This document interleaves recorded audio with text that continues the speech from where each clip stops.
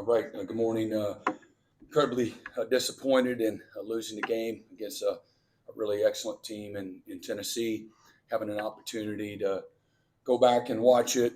You know, parts of the game that were really good. Defensive performance for the most part, and the kicking game. I thought we outplayed them in the kicking game and won the hitting yardage. 50, about 49, 50 yards. Um, and then nothing impacts the game more than turnovers. Since a year ago, 23, the beginning of that season, we're 11-0 when we win the turnover margin, and 2-3 in those games in which we didn't win it, and we were outscored 10-0 in the turnover or points off a turnover. So, we had initially we had started out in the first quarter, we were moving the ball, certainly not explosively, but moving it. And I had an opportunity there on 4th and 2. Had a guy that was open, and they do a nice job of popping the ball out. And then we come back, and we had some opportunities there. We had a nice drive after the interception, in plus territory. And we have an opportunity the very next drive to move the ball down the field, a 10-play drive, and we had to settle for a field goal there on 4th and 1, and make it knotted up at 3-3. The turnovers and where they were at were really a real issue, obviously, and sometimes you can overcome those, and then when you get the ball either in plus territory or right there at midfield, and you can't capitalize, and not only you not capitalize, but you turn the ball right back over. Again, that's a recipe to lose. But all that being said, I think the fired the guys, the way the defense was playing, and the way Luke was punting the ball, our coverage units were covering as well. And again, a little bit of the return game, we were able to control the field position pretty well despite losing that battle.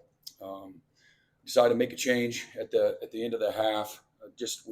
We're not in any kind of a rhythm offensively, and again, it just didn't feel like we were making good decisions in the scheme, and certainly there's lots of issues, for lack of a better word, and but making good decisions and putting us in a good position is part of everyone's job, and felt that maybe Mike could come in and spark us, and coming out of halftime, give him a little bit of playing time going into half, and then coming out of halftime, did some good things late in the fourth quarter as he got settled in, and proud of the fight. Had a 10 and a 9-play drive there, late in the game, and gave us a chance there late, but we got to get better. And I know, again, that everybody knows that we're not playing very well right now on offense, and we've got to do a good job of putting our players in position. It's us, it's we, it's ours, and it's no finger pointing. We got to do a better job. It always starts with us as coaches, of coaching the details, of coaching the communication, making sure that we're putting them in a position where we can effectively, communicate, effectively, execute. And, that's kind of a basic expectation. And we've been incredibly inconsistent that way. So, there ain't nobody throwing anybody away. From a player standpoint, we've got to get guys better, and we got to develop them. And again, like I said, we've got to do a great job of putting them in a successful position. Then we got to execute within there too. And I always look at us first. Why are we not? And sometimes, again, there's some real opportunities there. We're not making the right decisions consistently, and that it's hard to get into a good rhythm. It's hard to have confidence when you're not doing some of the things that you need to do from a decision making within the game. And so maybe this will give us a better chance, moving forward. Believe in Mike. I made that announcement for lots of reasons. Certainly didn't want a decision like that to hang over anyone's head. and we got to get better. And and sometimes maybe change is good. And as I expressed to Jackson, this is a moment. Jackson's going to have an amazing future and career. He's going to play this game a long time, and all of that will work itself out in due time. And that might be, pulling the trigger even on Saturday night. Just we know how the game of football is sometimes. So he's got to stay ready, and he understands, where he has fallen short in his responsibility.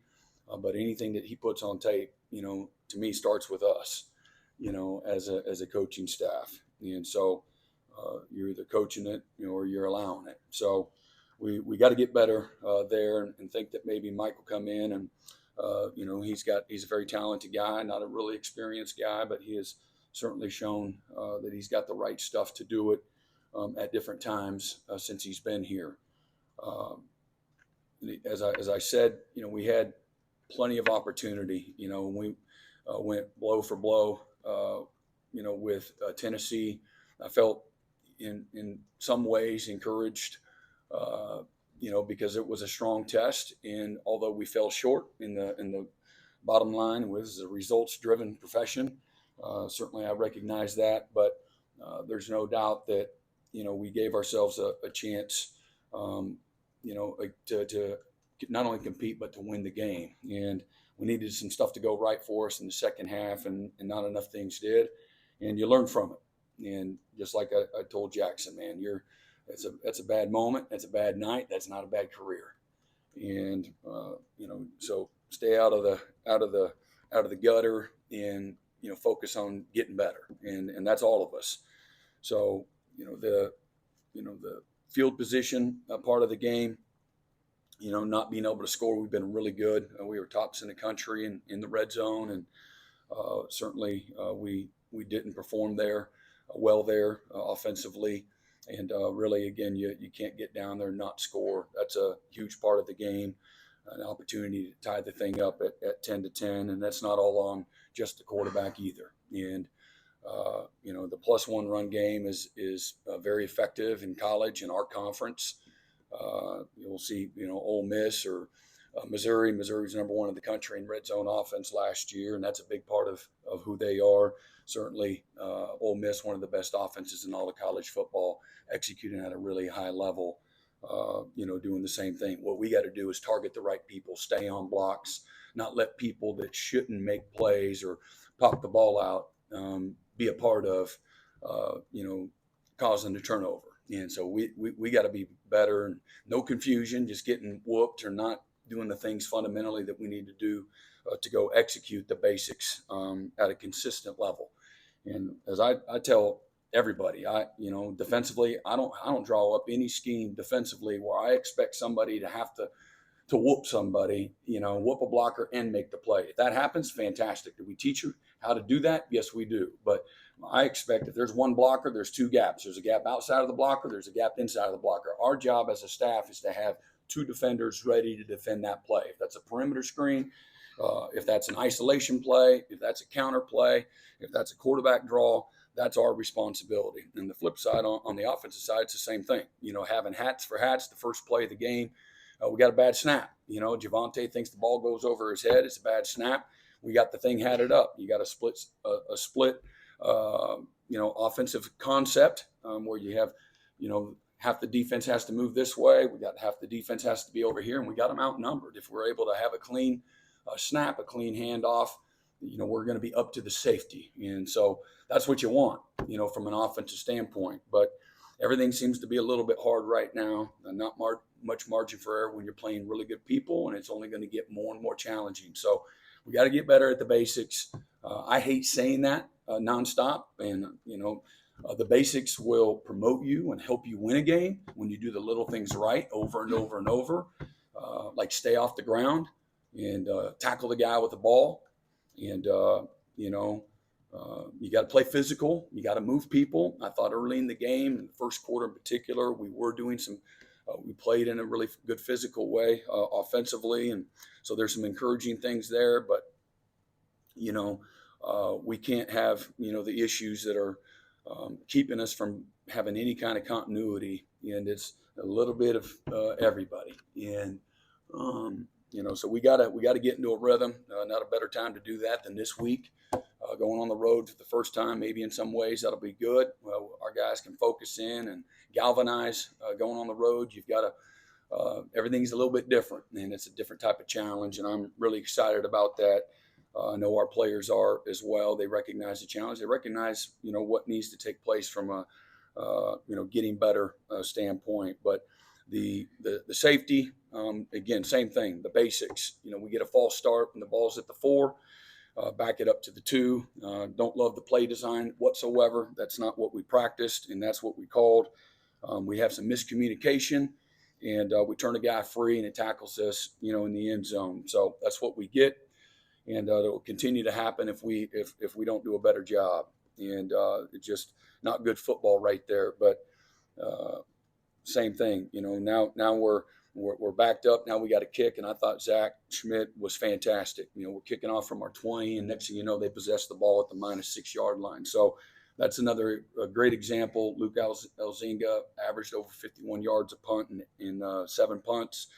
Did some really good things there. Again, Peyton Bowen had 30 yards returning, which doesn't sound like a lot, but Tennessee gave up 8 yards total in returns last year. So really did a fantastic job. And again, our coverage units, as I said, going against a really explosive special teams unit, they did a fantastic job, really answered the bell.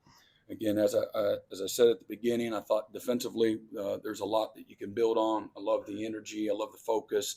And probably most of all, outside of the discipline and the structure, I like the physicality that we played with, the hunger, the depth of players that played. Obviously, that side of the ball, we lost Kendall Dolby. Just my heart breaks for him.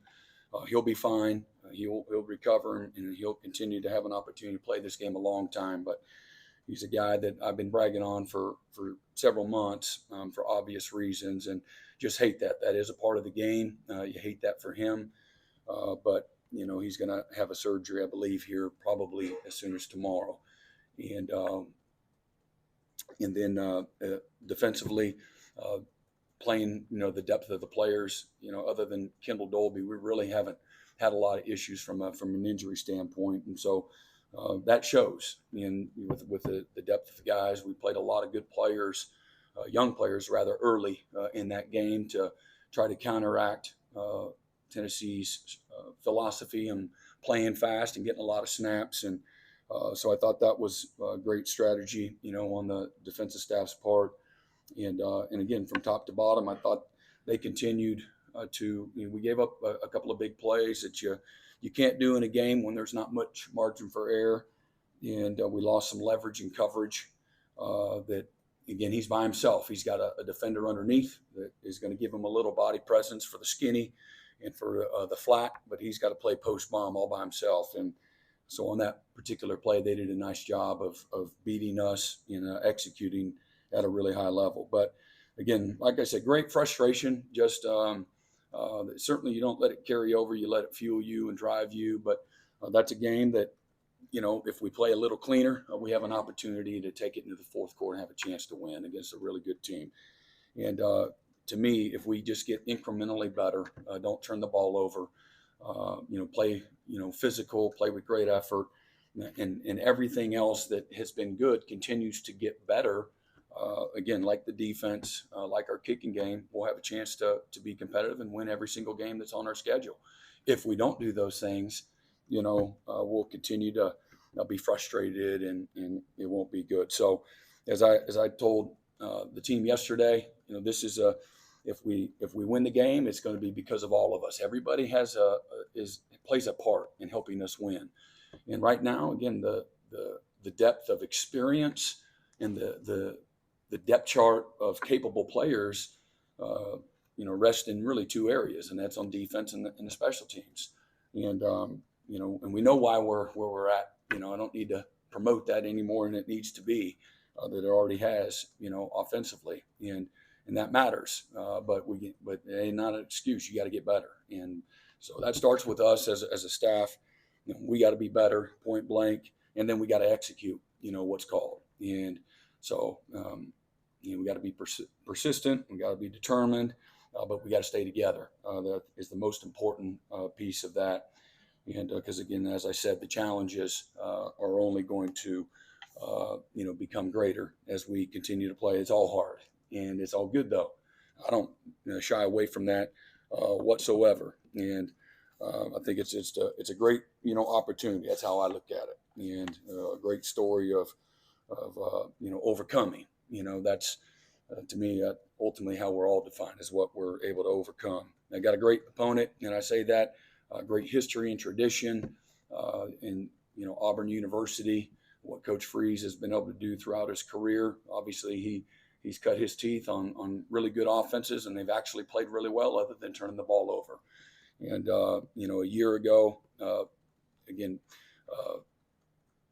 Lifting up the cushion, so to speak, and looking at them from a year ago, they went to a bowl game in the first year and played several opponents right down to the last drive or so of the game, and rushed for just under 300 yards against the University of Georgia, and that's a one-score game all the way to the end, and had Alabama beat if it weren't for 4th and 35 or whatever it was a year ago. And again, I can imagine the frustration level watching them in their first couple of games. Lost to a scrappy Cal team, by a touchdown, and then last week losing to Arkansas, turning the ball over 5 times. Again, you're not going to win games if you're losing the turnover margin. As I said, when we've won the turnover, I think we're one of the best in college football in a turnover margin. We're +7, which makes us first in the SEC and second in the country. We're first in the country in forcing turnovers.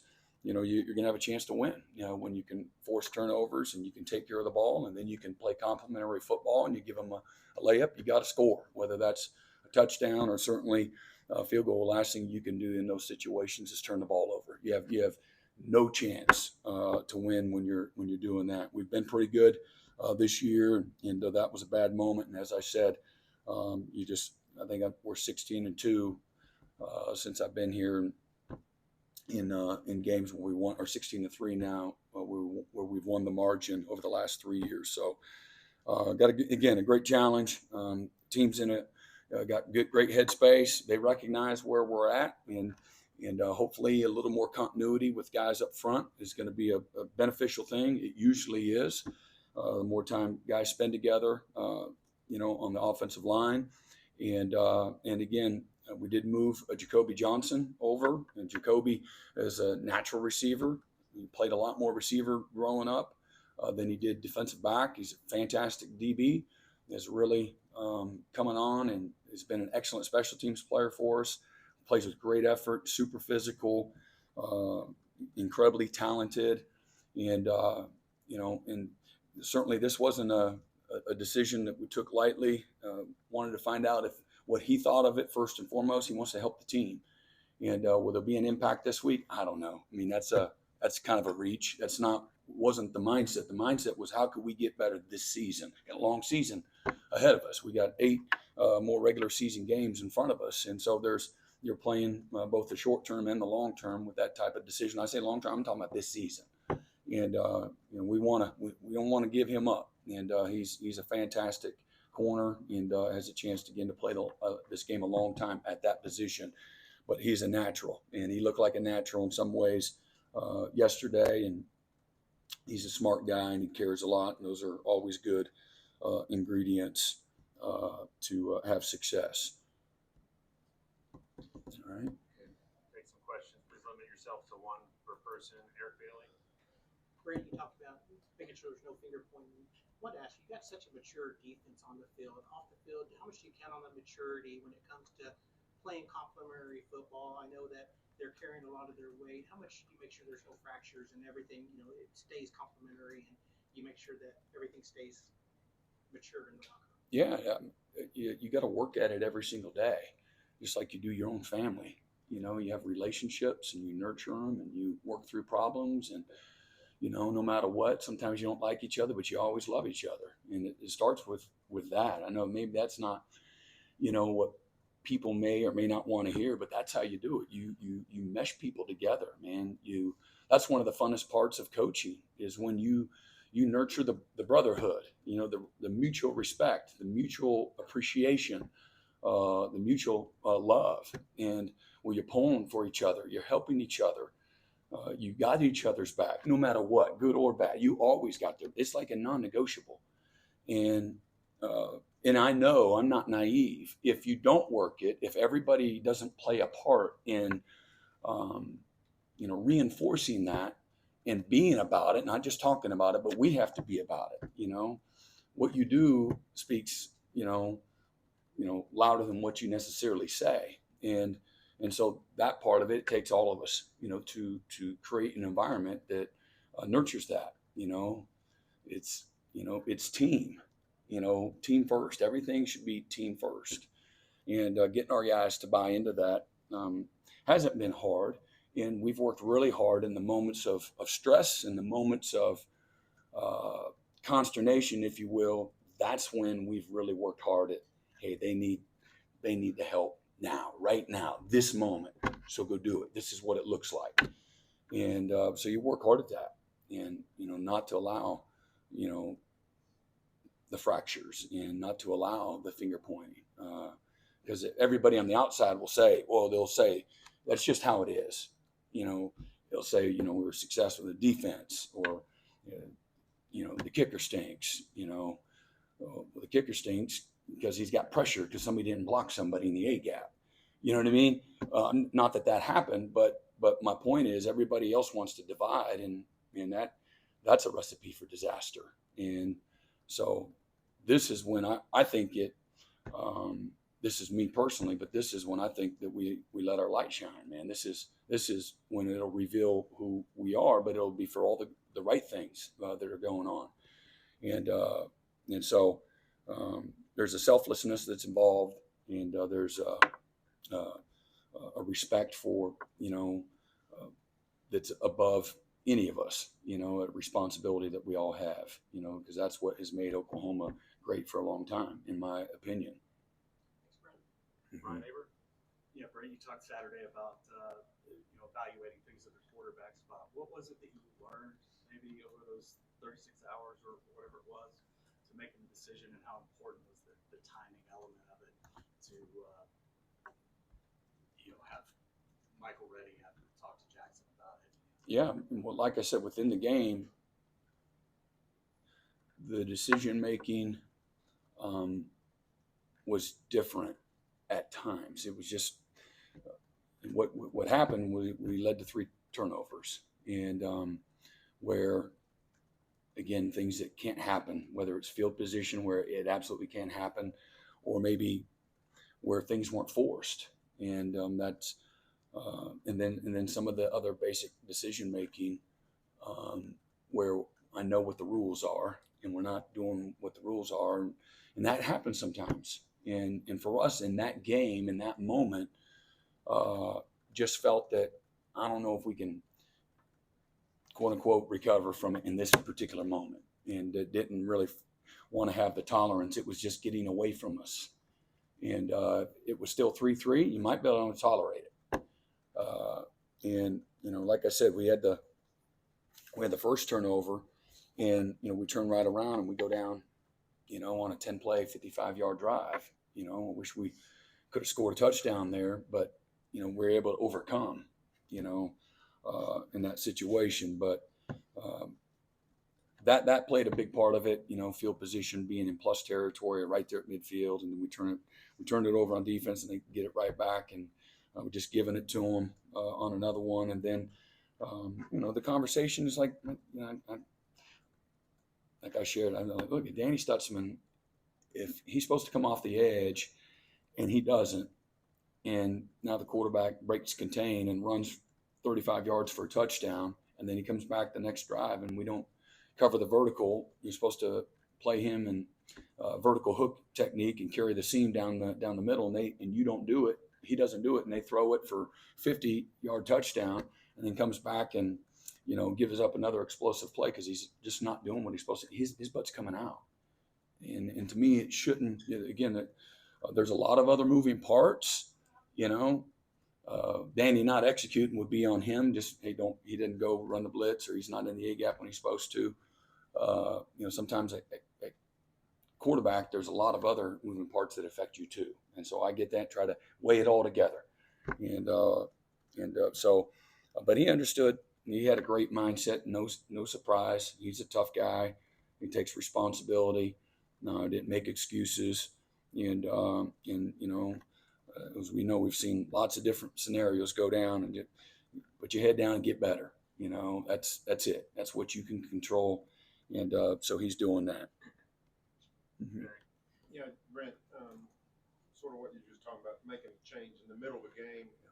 Now you've made one in the middle of the week in terms of the starting quarterback, but in the middle of a game, what are some of the non-specific issues with a quarterback that you have to factor in terms of making that decision? Yeah, receivers running routes. And again, we on one of the RPO, receiver didn't run the right route up the field, the vertical part of the route that is the part of the RPO.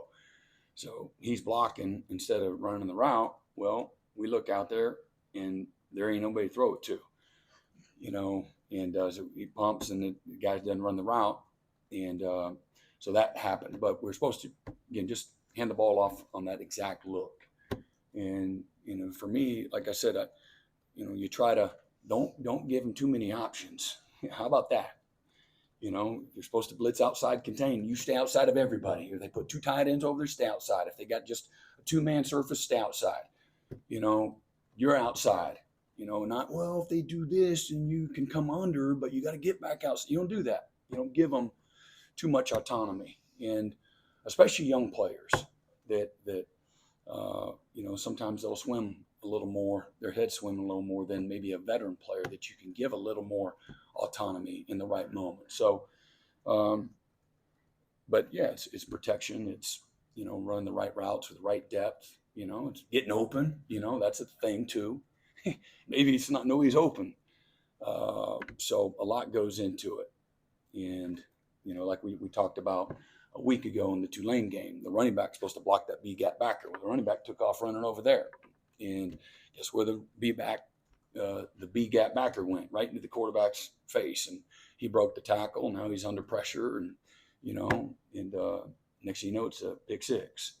So that's the stuff. And I know so you're just writing a story. But and there's countless things like that can happen, as we all know. Brent, you're going on the road for the first time in the SEC to a place that is really tough to play. You're going to start a true freshman at quarterback. How can you help to make it? It's not going to be easy on him, but make it easier. Are there things that you can do to help him out that way? Yeah, I mean, of course, he hasn't been there, right? So I say that all the time. We as coaches got to be the headlights for our players. They've never been, a 2-year veteran yet. Mike hasn't. He hadn't played a whole bunch of college football. He hadn't been to that stadium. So you try to paint the picture, an adequate picture, and then you bump in the crowd noise, and then tell him to focus on things that you can control. Try to get him, if he's a strong-minded guy, he'll do that. Think about the process, think about managing things from the right way. Don't try to do too much and all those kind of things. And then let the players around you help you, and then the coaching staff help him as well. But you have to bear, heavy burden like a lot of guys. And so you try to coach him and prepare him, in a week's period of time. But we've been talking about going to Auburn for several months. So if he's been paying attention, this isn't the first time he's hearing about it. Hey, Brent, heard you last night talking about the RPO stuff, and you told Barry about it too. I'm wondering, just from a coaching perspective, is there a way to simplify those type of plays, or is it one of those things that young guys just have to get more reps with RPOs? Like, I guess. Yeah, I mean, I think some guys are more natural. Sometimes it's the pitcher's so clear because the guy beat his guy. He got off press coverage, and he snapped it up. He snapped it off. And he's in a great position, and the pitcher's super clear, super fast. And then sometimes guys, their mouthpiece is in their way, and he can't get off, press coverage. And now everything is, we got the right coverage, but we don't got the right route. And then sometimes, I don't think complicated, but we can uncomplicate it and tell them to hand the damn ball off. And you don't have to RPO to have a good play. And we don't have, it's not like we have every place in RPO. Tennessee pretty much was. And, they're running it really well. And some of their issues, it all ain't the same. You'd like to say it is, but it's not all the same. So, but we can, I don't think that it's a complicated concept at all. There's, pre-snap anticipation. People are going to show you one thing pre-snap and change it post-snap, and try to get you. I like to do that on defense. I think that's a real thing. And, and people are doing that a lot, and don't overcomplicate it on this side. And sometimes that's not happening. And sometimes we're just not executing, well enough. And sometimes you say, hey man, you should have done this last week. Man, these are 2 times you should have done this. And then sometimes a young player, they might say, okay, well, the next game I'm gonna, no matter what. And it's like, well, that's not the time to do that, actually, and then you start forcing things instead of letting it come naturally. So I just believe that in some ways, less is more. Don't give too much autonomy. Hey, do you want me to blitz the running back and stay outside of him, coach? Or do you want me to come underneath him? Like, you should tell him. Sometimes you might say, hey, just beat him either way. We have you protected either way. And sometimes, no, you've got to come underneath him so the quarterback moves off the spot and he'll go right to the rush. Like, you need to be specific, that you can't leave it to chance. I just don't think that's a good strategy. Mm-hmm. Ryan Chapman, Brent, you said that offense, the physicality's been there at times, just not consistently across. Yeah. Is that something is that experience piece lacking that you need to experience? Yeah, it's practice. It's practice. It's confidence. It comes from practice, doing it right. There is, when you're experienced, you look at the defense, and I go back, and you like to say, well, I know we were terrible coaches 2 years ago. We had terrible results, so you can't coach. And then 2 years later, it's better. And the number one ingredient to me is the confidence and the experience, the depth of knowledge that the players have. And so they can execute the plan. They can think ahead. They can anticipate. They understand where all their help is on coverage and in the run fit. They understand the strategy, trying to show them one thing and then do another. They get that. They don't get overwhelmed in all of those really fast, tight moments that the game's going to give you. And young guys a lot of times will get overwhelmed. Same thing, everything. I think the line of scrimmage is the hardest positions to play because everything happens so fast. There's not the margin for error. If you're a linebacker, you're off the line of scrimmage, give or take 5 yards. You can false step and still try to regain leverage. Maybe I guessed it was run, but it was pass. I have time to recover. When you're at the line of scrimmage and you step wrong, you say the wrong thing, everything happens so fast, everybody's on top of you right now.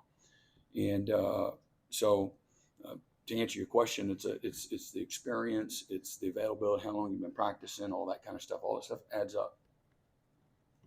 Left side, James. Brent, you guys showed a lot of defense, or you showed a lot of players on defense against Tennessee, and a lot of guys played well. Coach Freeze has been playing some pretty good offense for a long time, 400 yards. I know they turned the ball over. Talk about that match. Yeah, they got excellent backs. They've got 3 starters back from a year ago up front. They've got really good, long, athletic, strong tight ends. They use tight ends. They use multiple backs. Hunter's a fantastic player, a really good football player. His play design is really good. I think it's elite. Their presentations, and they've got a year ago they didn't have the receivers that they have now, and so they're trying to get into rhythm, and their RPO opportunities are there.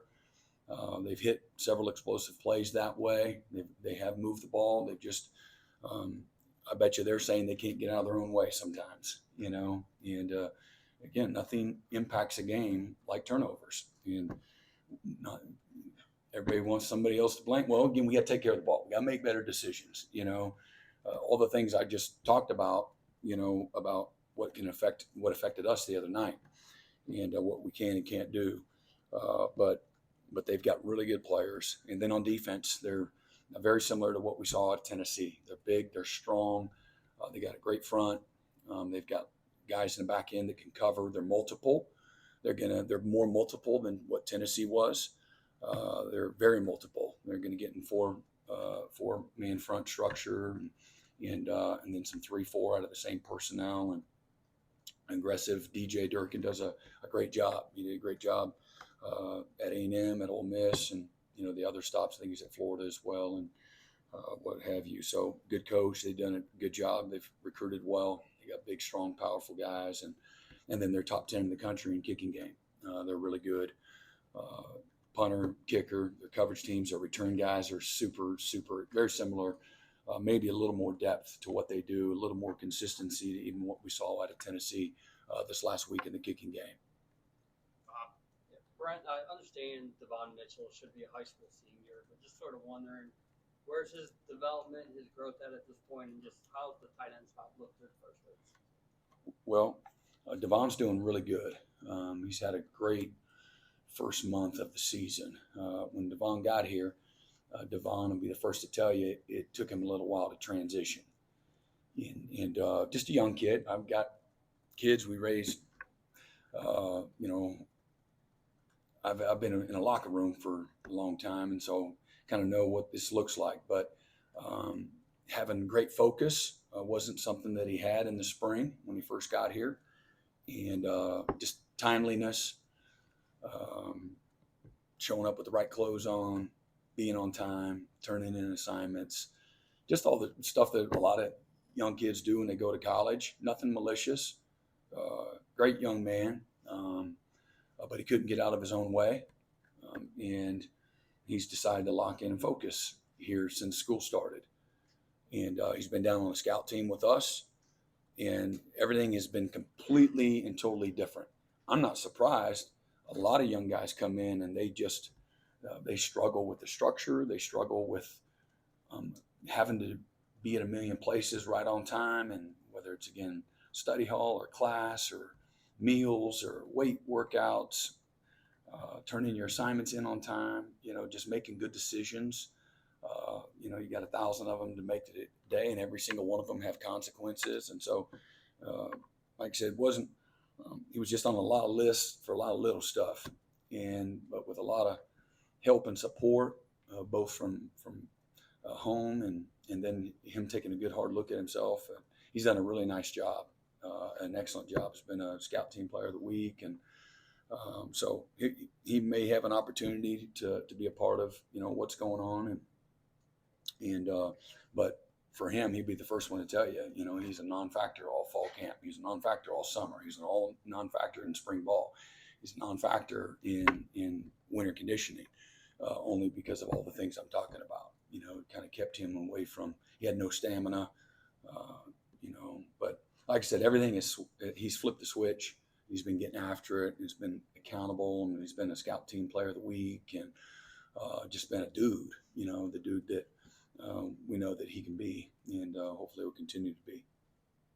Jesse, Brent, you mentioned Jacoby making that move from DB to wide receiver. You also had DJ Graham make that same move a couple of years ago. What did you learn in that situation? Well, again, DJ came to us and asked to do it, and we said we need him at corner. You're actually starting a game last week at corner, and we don't have anybody else, and so they're not the same. What did you maybe learn in terms of? I didn't learn anything because I don't. DJ's a phenomenal athlete, and had he stayed just at one position his whole career, that might have probably helped him. But he's a fantastic athlete. Situations aren't really the same. I didn't have a whole lot of evaluation going on when that happened. Jacoby, he's incredibly eager to do it. Very natural in his skill set. He learns well. He'll put the time in, the extra time that's required. He won't get disappointed if it doesn't happen yesterday. He's just being the consummate team guy, knowing that, he still has a home on our side of the ball, at any point in time this year. And we felt, just look at the roster. Okay, where do we definitively need some help? Again, we've lost a bunch of guys. Andrell hasn't ever come back, amongst others. And so we know the issues that we have there. And, He's 6'2", he's 210 pounds. He runs every bit of 4.4, if not faster. And he's been playing that way. Sometimes guys are really skilled, but because of maybe they haven't played as much, or maybe they're young, they just got here, you don't see that explosiveness or the assuredness, that top end speed. But Jacoby, again, a year ago, was our, one of our players of the year on special teams, and had our most special team snaps of anybody on our team last year. Played with incredible effort, and he's doing the same thing this year, and playing, in meaningful opportunities as a corner as well. And so he's a different level of maturity to help him transition. And we got to find ways to, make it simple. He's a physical guy. He'll block. He knows how to use his hands. We've just been okay, with our perimeter, blocking. It's just, and again, you get that, sometimes when you, because the game happens really fast. And I know how we train and we practice how to attack block destruction on the perimeter. You just look at was that the first play at the Tennessee game? They try to throw it out here over on this sideline. They're Tennessee's offense against our defense. Y'all there? I know I was. I've seen like 7,000 plays here in the last, but I think that happened in the first play. And if you remember, in 2021, on the first play of the game against Texas, they throw a little screen right out there, and they housed it. And you got a freshman DB trying to set an edge that was unsure of himself, didn't set an edge, and he gone. Well, you saw out here the same freshman DB that's now a senior on that same play, him and the other defender, man, set an edge, and it was a tackle for loss right out the gate. And so I use that, to parlay into what you're asking. Jacoby's aggressive, and he's physical, and he knows what an offense is trying to do, just say on a perimeter screen, and what kind of leverage he needs to maintain. He just using all of his defensive acumen. We study offenses more than we study defense. We talk offense more than we study defense in the defensive room. What they're thinking, what the weakness of the defense is, the way we should anticipate them attack us this way. And if we take that away, it's a wrap. So he'll have that mindset. We call the routes what they call it. We call them that. So he's going to be able to have this communication and conversation with the coach that should help, expedite his transition. And that's everything. If you can say it, you can play it. If you can't, you're like, okay, now what'd you say? And you go into your notes and, yesterday, what'd you say, coach? Or no, or you actually remember it. It's like, yeah, that makes sense. I can talk to you like this. I don't need to refer to my notes. I know that, 3rd and 3, they're doing this and we're doing that. And this is how we're going to stop it. So I think he'll be able to bring some of that more so than maybe some of the other guys that are there right now as they learn and grow and get better. And just another body that can, he's an explosive guy that, like I said, has tremendous ball skills, and he's got great competitive toughness to him as well. Mm-hmm. All right. Anybody got anything else?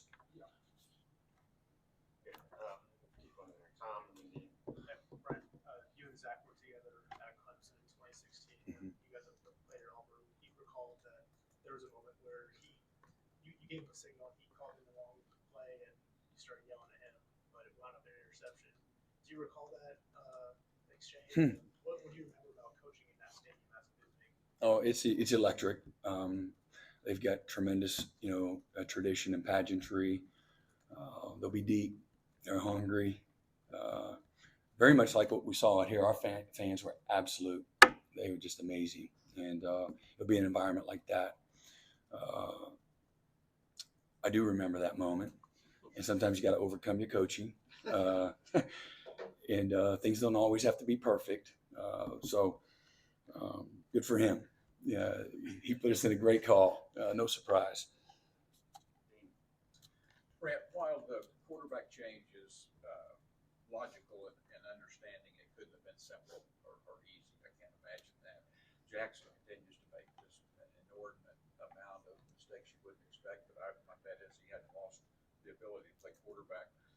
Unlike all these ballyhoo quarterbacks who've come in before, he's struggling to get some opportunities. I mean, I don't need to tell you the lack of offensive direction and the non-existent run game, the O-line problems, in his face and all that. How does that factor into all of it? And I assume all that was part of the discussion with your quarterback. Yeah, absolutely. Yeah, everything that you just said goes into all of it, and a lot of it was um, things had not been easy through the first part of the season, and again, for not just because of him, he did plenty of really good things too, and so you evaluate a body of work, and there's every position you evaluate some ways the same and some not the same.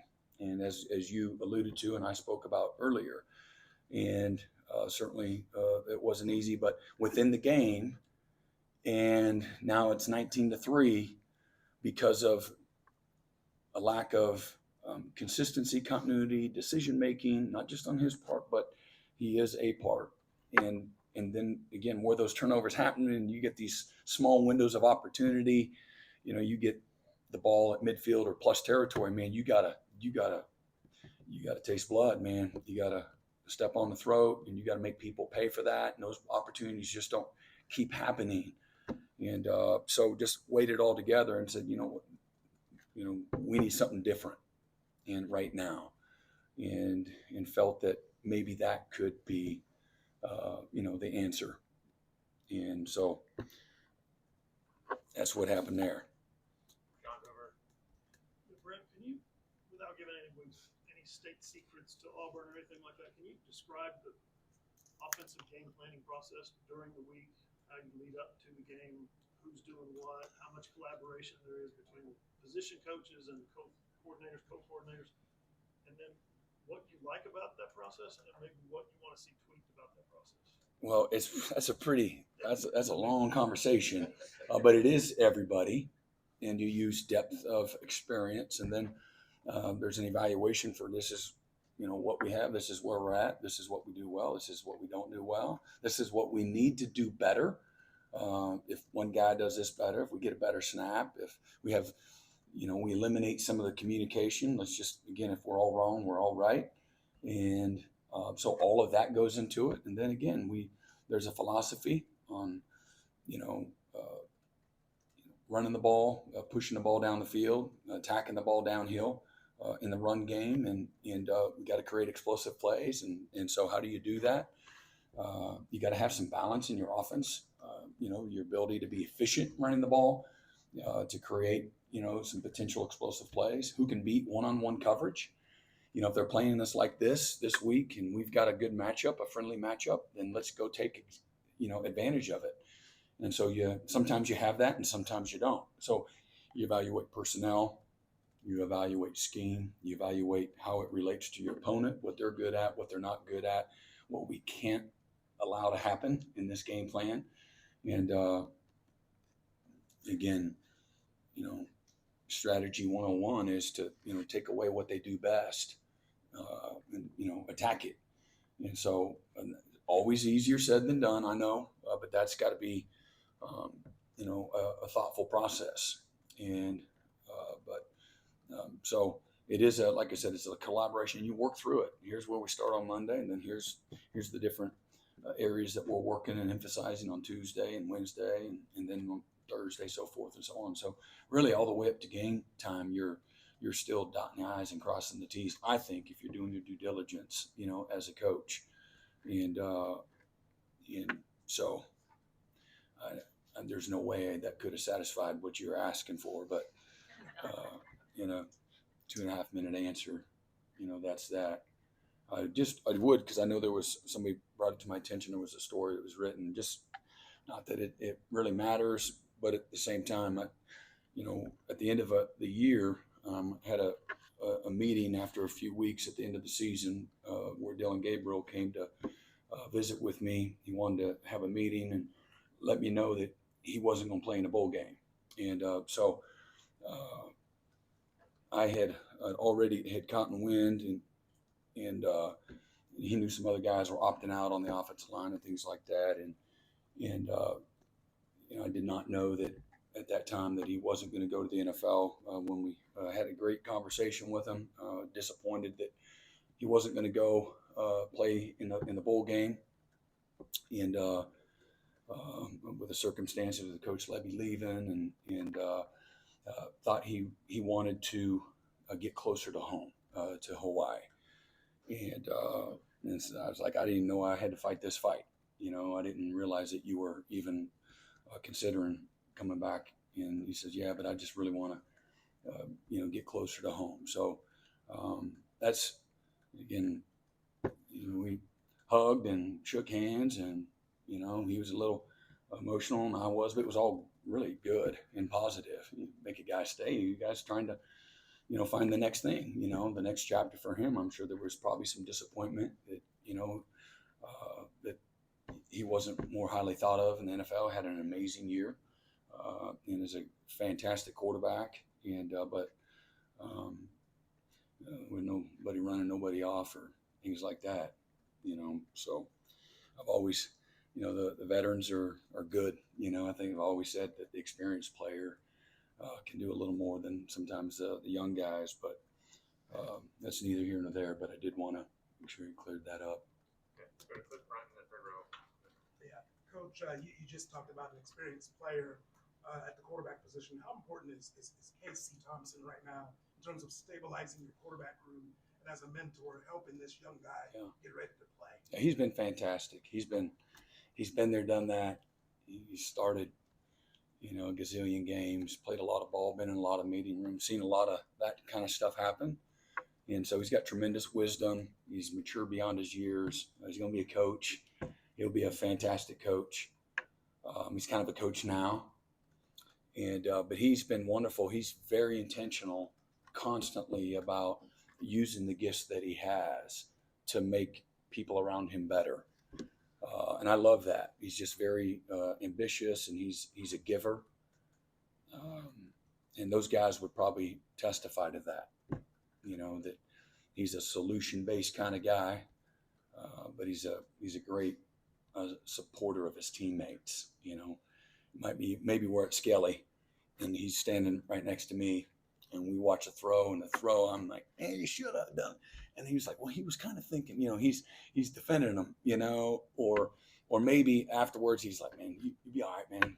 Next rack, next play, something like that. So just very thoughtful, and you can't have enough guys like that. And so we have a great appreciation for Casey. Thank you, Coach. All right. Thanks, Brent. You got it. That was it. Thanks for